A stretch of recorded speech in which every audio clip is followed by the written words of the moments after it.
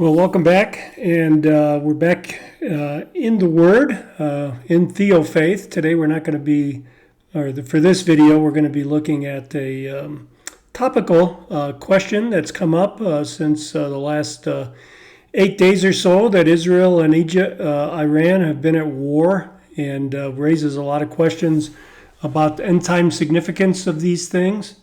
And wanted to just address that. If you're looking for some guidance, I've been listening to some other Bible teachers, and there seems to be a variety of opinions, let's say, and I'll give you mine, and of course I think it's right, but you check the Word and you decide for yourself. One of the things that gets people's attention is to turn to Matthew 24. In fact, before we go there, let's take a look at Ezekiel 38:5. Let me just move us there. This is what people look to. Persia, which is modern-day Iran. Cush, which is modern-day Ethiopia, south of Egypt. And Put, which is either Libya or Egypt or that North African region that encompasses both those nations today. All of them with buckler and helmet are going to, Ezekiel tells us, to come against Israel. This is the Gog and Magog war that we hear so much about. And when we see Persia coming against Israel, all of us right away our prophetic ears perk up, and we start to wonder if this war is a prophetic fulfillment.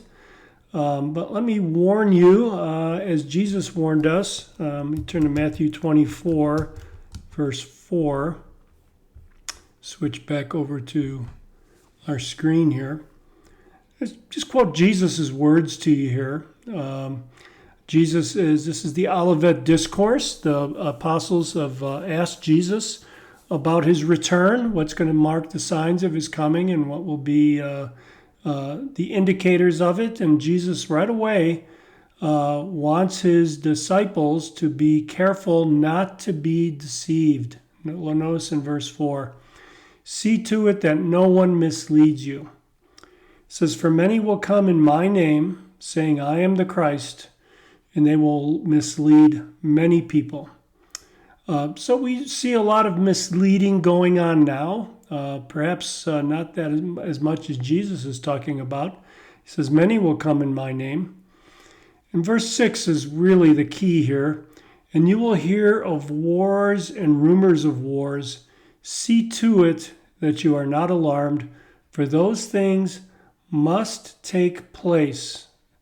Must take place. The key word there, this is a divine necessity. When he says must take place, he's saying that this is ordained by God, that these wars and rumors of war.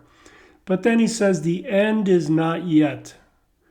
The end is not yet. So let's take note of that there's going to be wars, there's going to be rumors of wars, but that is not necessarily a sign of Jesus' return. Other things might lead us to that. I know for myself, I'm convinced that we are living in the last days, that Jesus' return is near, but I don't think this war itself, this particular conflict between Iran and Israel, is the fulfillment of any prophecy from Ezekiel on the Gog and Magog war.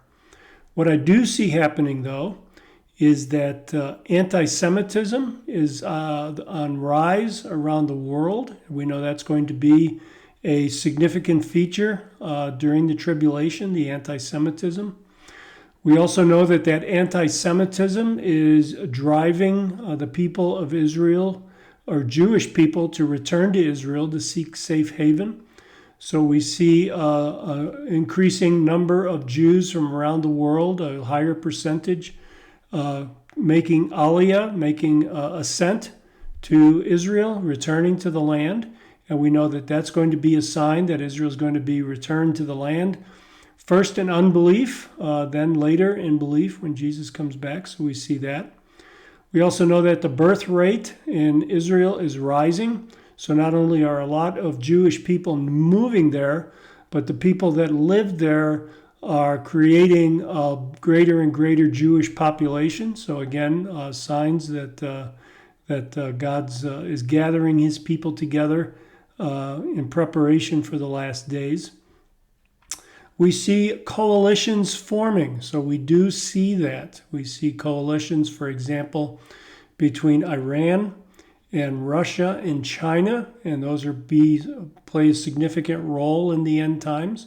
So we do see things beginning to come together. I think these are foreshadows of the nearness of Jesus' return. But I don't think that this particular conflict, this battle between Iran and Israel, can be said to fulfill any specific prophecy at this point. What I will tell you is good for you for being vigilant, good for you for watching, good for you for anticipating the Lord's return. But at the same time, don't be alarmed. Don't be ambushed by false teachers or led astray by false teachers in your anxiety or in your anticipation.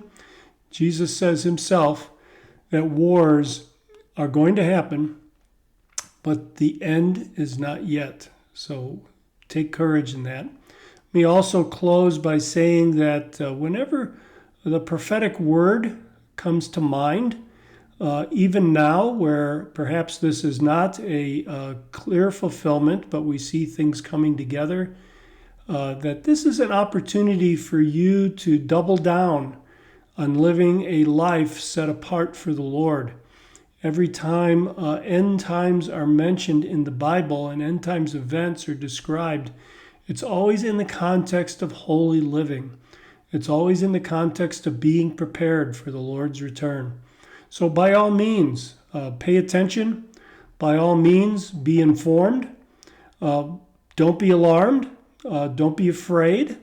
Don't be taken captive by false teachers, but instead double down on living a holy and godly life in anticipation that at any moment, really, Jesus might rapture his church and will be standing before him at the judgment seat of Christ, hearing his assessment of our lives and receiving the rewards that we've earned by the good works we've done, not by the good works that saved us, but by the good works that our salvation made possible.